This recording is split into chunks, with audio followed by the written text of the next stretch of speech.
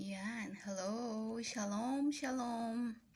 Shalom to everyone, lahat po ng mga nakikinig, lahat ng mga nanonood, okay, sa gabing ito, it's gabi na po dito, okay? It's November 27, 2020, yan, salamat sa Diyos. Isang buwan na lang, matatapos na ang 2020, and then 2021 will come. Okay, so ngayon na naman po tayo nakapag-vlog and I hope na nasa mabuti po tayong lahat na kalagayan sa panunood ng aking vlog na ito. Okay, so may the Lord God bless you all. And of course, syempre pag-aaralan po natin sa oras na ito yung kasi sa Amerika is a thankful day, okay, o month maybe, yung pasasalamat, okay, pasasalamat sa lahat, salamat sa ating mga parents, salamat sa ating mga kapatid, salamat sa ating mga anak, sa mga apo, maraming salamat sa mga taong nandyan, yung mga friends natin na nagkaantabay sa atin, salamat sa maybe work, salamat sa financial, sa mga blessings, sa good health, everything, minsan nga, na-receive ko nga, sabi niya, salamat kasi nandyan ka, nananalangin, salamat kasi nandyan ka as a friend, salamat kasi nandyan ka na laging nagpapaalala, di ba, a lot of pasasalamat, a lot of, you say thank you to your friends, thank you to everything, thank you, and of course, every time you are saying to God, Lord, thank you, because nabuhay pa ako, Lord, thank you kasi may hininga ako, Lord, thank you kasi nandyan ka lagi. So every time, we need to say thank you to Lord. When is the time or when is in your life na sinabi mong, Lord, salamat? 'Di ba ang hirap magpasalamat sa Diyos pag nasa situation ka na nagsusoro ka, na nag-iisa ka, na talagang a lot of question mark in your mind, in your heart, bakit nangyari to sa akin, bakit ganito, bakit, yung ang daming bakit, why, okay? Marami tayong mga tanong. But maraming mga katanungan sa ating mga puso. Pero ang masabi lang natin, Lord, thank you. Whether bad or good happen in your life, in your family, or everything, God knows po yan. Kasi He knows the futures. He know what is behind you, what is your future. Diba alam niya ang mangyayari. So walang natatago sa ating Panginoon. Maaring nangyari ito kasi talagang binibuild niya yung ating faith. Binibuild niya na the more na makikinig tayo sa Kanya. Binibuild niya na the more na umasa tayo sa ating Panginoong Diyos. Na talagang lagi siyang nandyan. Binabago niya tayo, pinaprocess niya tayo habang tayo ay nabubuhay. So meron siyang pamamaraan kung paano. We need to seek our heart always, our mind. Why, Lord, it happened? But of course, we say thank you. Naalala ko po sa Bible si Job, 'di ba? Every time na siya po ay talagang dumaan sa pagsubok, 'di ba? Isang snap, namatay po yung kanyang mga anak, namatay yung mga animals niya, nagkaroon siya ng mga bowls, yung mga talagang bukol na masasakit. Di ba anong ginawa niya? Inahit po niya yung kanyang buhok, nagpatira pa siya at sabi niya, Lord, salamat.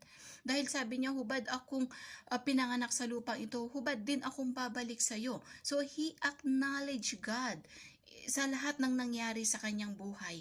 Although mahirap, masakit, marami siyang mga tanong, maari nung araw na yon, pero merong purpose ang Panginoon. At alam po natin na bandang huli, basahin niyo po yung The Book of Job sa ating mga Bible, sa bandang huli, between yung kanyang suffering, yung kanyang testing, yung kanyang trials, yung mga pagsubok niya, hindi po siya bumigay sa ating Panginoong Diyos. The more na kumapit siya, ano pa ang sabi ng kanyang asawa niya? I-curse mo na si God, yung God mo i-curse mo na para at least patayin ka na niya, hindi ka na maghirap. Ultimo asawa niya nagsasabi na po ng ganon, wala na siyang mga kaibigan, yung ilan na lang yung talagang bumibisita, maaring yung araw na yun mabaho na siya kasi yung mga boils niya talagang, di ba yung nana, pagka mabaho yun, masakit yun, how much more yung buong katawan niya, di ba, na talagang nahihirapan siya, pero sabi niya pinupuri pa rin niya ang God, nagpapasalamat pa rin siya sa ating Panginoong Diyos. Kaya nung nakita ng God yung faith niya, nakita ng God yung puso niya, yung kanyang mind, anong ginawa? Talaga pong siya, pinagpala siya, binless siyang muli ng ating Panginoon. Sabi nga sa Bible na yung kanyang skin, ay katulad ng isang baby. Katulad ng, alam niyo yung baby, di ba, ang bango-bango kahit hindi naligo yan di ba? Yung skin niya talagang pinagpala. Yung kanyang anak talagang dinoble ng Panginoon na mas magaganda pa ang binigay. Yung animals niya na nawala, talagang binless ng Panginoon sa kanya. More than that, talagang triple, talagang nagmultiply, talagang binless siya ng Panginoon Diyos. So, ganun ang Panginoon. Pag nagbigay ang Panginoon, siksik, liglig at umaapaw. Di ba? Nasa look po yan. Pero depende po yan sa ating faith, sa ating pagtitiwala sa Panginoon at sa ating mga galaw kung talagang nananalig tayo sa ating Panginoong Diyos. Okay, so sabi po niya dito sa 1 Thessalonians 5, okay, 1 Thessalonians chapter 5 verses 16, sabi po niya dito 17 hanggang 18, sabi niya, be joyful always. Pray at all times. Be thankful in all circumstances. This is what God wants from you in your life in union with Christ Jesus. Amen? Sabi niya, be joyful always. Ang gusto ng Panginoon na lagi tayong masayahin. Nandun ang joy. Iba po yung happiness from joy. Yung happy na binigyan ka ng pera, binigyan ka ng gift, binigyan ka ng cellphone, happy ka. Okay, yon. Pero yung joyful po, yung masaya, yung joy, it from your heart na lumalabas. No matter what, masaya ka, nakangiti ka kasi alam mo ng Panginoon ay binigyan ka ng kapayapaan sa iyong puso. And sabi pa niya dito, pray at all times. Lagi kang manalangin. Yung iba nga sabi niya, pray without ceasing, na lagi po tayong nananalangin sa ating Panginoong Diyos. Salamat Panginoon kasi nagising ako. Salamat Panginoon kasi may work pa ako. Salamat Panginoon kasi talagang nandyan ka, nagpapatnubay. Salamat Panginoon kasi I have a good health. Salamat Panginoon kasi ito lang yung food namin. It's okay. So bad or good, sabi ko nga po sa inyo, manalangin po tayo, magpasalamat tayo sa Panginoon kasi alam po niya yan. Maaring tinetest niya yung ating pananampalataya. Maaring hinuhubog tayo ng Panginoon hanggang saan tayo upang maging perfect tayo, upang maging maayos tayo sa kanyang harapan, sa kanyang sa paanan ng ating Panginoong Diyos. Ganun po ang ating Panginoon Diyos. Kaya wag nating questionin siya why. Dahil alam po niya lahat. Ipinanganak ka na yung na ating mga magulang o nasa sinapupunan ka pa niya, alam niya na po yung mga mangyayari sa atin kasi He knows. He is omnipotent God. He is an omnipresent God. Alam niya lahat ng nangyayari. Alam niya yung future mo. Wag tayo magmadali. Go on lang tayo sa ating Panginoong Diyos. Okay? At sabi po niya, minsan mahirap po talaga yung nawalan ako ng trabaho tapos magpapasalamat pa ba tayo? It's sad po, no? Talaga marami ako mga kaibigan, mga friends na talaga namatayan, na mamahal sa buhay. Even me, yung cousin ko, and then yung mga friends ko nawalan ng work. Yun nga, yung brother ko din. And sabi ko, I just encourage and I was praying na sabi ko, just go on. Nilagay ka ng Panginoon sa work mo yan. Siya din ang mag-aalis sa'yo. If the door close unto you, the Lord will open another door or doors for you. Talagang ibibigay niya. Wait lang siya patiently. Just trust God and do what His will. And then you check mo yung heart mo, yung puso mo. Bakit na nangyari yun? Bakit nawalan ka ng work? Bakit?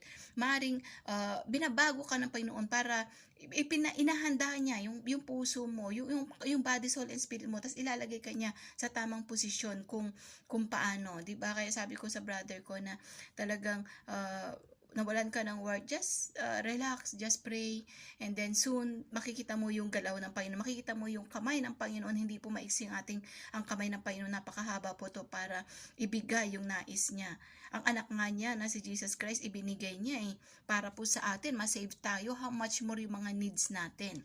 Okay, maliit lamang yan na kaya niyang ibigay sa atin po yan. Maring hiningi tayo ng kalakasan, ibibigay po ng ating Panginoon yan. Sabi niya, the joy of the Lord is our strength. Nehemiah 8:10. Okay, yung joy natin, yung joy na nagmumula sa ating Panginoon, yun po yung ating kalakasan. Kaya nakatayo pa po tayo, kaya pa natin, dumating mga pagsubok, nandiyan pa rin tayo. Bakit po? Kasi nandiyan ang ating Panginoong Diyos. Okay, yung last week nga, di ba, dumaan yung mga typhoon, no? Typhoon Ulysses, talagang grabe po yung mga bahay na talagang nag-flood flood, talagang nasa tuktok na sila ng bubong ng bahay nila, nawalan sila ng bahay, even yung pastor namin talagang yung mother niya, medyo nagiba talaga yung bahay, but thankful pa rin sila kasi they are alive, they are safe, okay? And then, marami talaga, yung iba naman talagang sad to say, sad to hear, na talagang nawalan sila ng mahal sa buhay, nawalan sila ng hanap buhay, nawala yung mga animals nila, nawala yung mga pananim, nawala yung mga iniingatan nila. But still, talagang bumabangon po sila kasi nandyan ang Panginoong Diyos. Nandyan na, okay, yung help ng government, di ba? Salamat kasi talaga nandyan pa rin yung gobyerno sa atin. Pero yung faith po natin na nandyan pa rin ang Panginoon na nagpo-provide, nandyan pa rin ang Panginoon na tumutulong po sa ating mga buhay. Kaya patuloy po tayong lagi magpasalamat, di ba? Minsan nga, nakita ko doon sa TV, di ba? Dumaan lang yung camera, nasa bubong sila. Bakit andun yung joy? Kaya nga sabi nila na joyful sa Pilipinas, 'di ba? Masaya sa Pilipinas. Nakita mo nandun sila sa bubong na nahirapan. Pag dumaan yung camera, talagang yung reporter, 'di ba? Nakangiti pa sila. Hay, gumaganon pa talaga sila, 'di ba? Bakit? Kasi there is joy. 'Di ba? Naranasan nila yung hirap, naranasan nila yung mga pagsubok, pero nakangiti pa rin sila. 'Yun ang mga Pilipino. 'Yun ang kakaiba po sa atin na ibinigay ng Panginoon na tayo'y kakaiba talaga. Bakit? Nasa atin po ang Panginoong Diyos. Kaya nga tinawag tayo blessed and a Christian nation. Kakaiba po tayo. And someday talaga ibibigay na po at gagawin na ng Panginoon yung pagpapala niya sa bawat Pilipino in God's perfect time, because in perfect po na time ng Panginoon, He makes all things beautiful. Just patient lang po tayong maghintay sa Kanya sa mga pagpapala po niya. Okay, muli, wag po natin kalimutan ang 1 Thessalonians 5, 16, 17 hanggang 18 na be joyful always, pray without ceasing, and then of course be thankful whatever whatever the circumstances upon us. Be always pray, be always thankful with the Lord. Okay, magpasalamat po tayo. Ano man ang nangyayari sa atin, ano man yung mga pandemic na dumating ito sa atin, ano man yung mga darating pa, or ano man yung mga narinig pa natin na whether dumating man o hindi, but just say thank you, Lord, because I know my God is a big God. I know that the God I serve, na kaya niya akong ipaglaban, kaya niya akong hawakan, kaya niya akong i-bless, kaya niya akong talagang suportahan, kaya niya akong proteksyonan. Ganun po ang ating Panginoon. Napakalaking Diyos po niya. Huwag nating ilagay sa kahon o maliit. Siya po ay malaking Diyos. No, yung earth lang ganyan talaga yung paalang Panginoon, kaya niyang, 'di ba? Talagang kaya niya lahat. How much more, 'di ba? Na tayo. At mahal na mahal po niya yung mga lingkod niya, yung mga anak niya, yung talagang tumanggap sa kanya, tinanggap si Lord bilang Lord and personal Savior, yung talagang may relasyon between God and Son, or God and children. Mahal na mahal po niya tayo. So may mga plans po ang Panginoon na hindi po natin matarok o hindi natin maisip. Meron po yan. Okay, so manalangin po tayo, makipag-isa po tayo sa Panginoong Diyos. Lord God, sa oras na ito, maraming pong salamat sa pagpapala mo. Salamat po, Panginoon, na matatapos na ang 2020. Dumaan ang mga pandemic, dumaan ang mga salot, dumaan ang kawalan ng pagkain, kawalan ng work, mga sakit, mga kamatayan, lahat, Panginoon. Ngunit salamat, Panginoon, dahil meron kang purpose sa puso ng bawat isa. May purpose ka sa mga tao, O Lord God. May purpose ka, Panginoon, kaya nangyayari ito. You are shaking mo lamang, Panginoon, ang mundo upang kaming lahat ay lumuhod, magpakumbaba at humingi ng tawad sa iyo upang i-acknowledge namin na ikaw ang God na aming kailangan sa oras-oras. Salamat pong muli, Panginoon. Ilagay mo sa puso ng bawat isa ang mapagpasalamat na puso, mapagpasalamat sa bibig, Panginoon. Whether bad or good, kami magpapasalamat sa iyo, O Lord God, dahil alam mo ang future ng bawat isa, O Lord God. Pagpalain mo ang buong mundo, Panginoon. Pagpalain mo, Panginoon, ang iyong mga anak, O Lord, ang mga pananim, O Lord God, ang mga fishermen, ang mga business, O Lord God, upang, Panginoon, naiangat mong muli, O Lord, ang mga naghahanap ng trabaho, bigyan mo, Panginoong Diyos, ang mga may sakit, pagalingin mo, O Lord God, ang mga nanglulupaypay, ang mga nanghihina, mga lonely, bigyan mo ng joy, ng love, ng peace, Panginoon, the fruit of the Holy Spirit upon in their hearts, O Lord God, at Panginoon, hayaan mo na lagi nakatutok ang kanilang mga mata, ang kanilang puso para sa iyo at marinig nila, Panginoon, ang iyong mensahe, O Lord God. More souls unto you, O Lord Jesus. We are praying for the souls, O Lord God, because the beat of your heart is soul, soul, soul, O Lord God. Nawa, Panginoon, na lahat ng nilikha mo sa buong mundo ng mga tao, i-acknowledge nila, tanggapin ka, magsisi sa kanilang kasalanan at tanggapin ka bilang Lord and personal Savior. Maraming pong salamat. We thank you, O Lord. In Jesus' name we pray. Amen and amen. Okay, kung nakipag-isa ka po sa panalangin natin ito, pagpapalain ka po ng ating Panginoong Diyos. Claim it, believe it, and say, yes Lord, thank you. And thank you in advance sa mga ibibigay mo pa sa akin, sa work, sa good health, sa healing, and everything. Just say, thank you Lord in advance kasi ibibigay po niya. Muli po, shalom, shalom. May the Lord God bless you. And of course, the peace of God be upon you all, okay? So, pray lang po kayo lagi, tiwala sa ating Panginoon, and of course, subscribe lang po kayo sa akin. Be blessed!